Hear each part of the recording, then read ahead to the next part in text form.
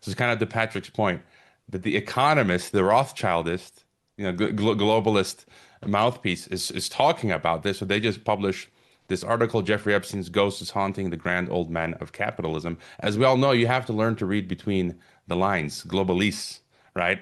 And I'm just going to pull out two sentences from this article. So one is they say the Epstein affair could not have been better designed to embarrass big shot globalists. So the fact that the Economist uses that term, big shot globalists.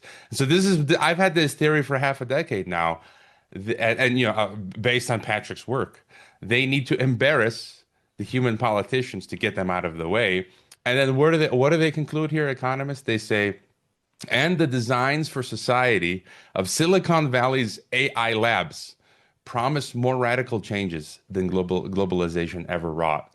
So if I had to put on my tinfoil, I think a lot of the Epstein stuff is to get the old guard out of the way, to bring in the technocrats, a lot of which are younger folks, right? The PayPal mafia, but to lean us towards the software applications, right? The AI software and all that. So that's kind of my big picture So takeaway. it's almost as though it's like an organized destruction of supposedly democratic government and institutions and all of the personnel associated with that. Because it's the interesting thing, since the file release, of course, the ramification seems to be even greater in the UK, obviously with Mandelson, being kicked out, but even before the DOJ file release.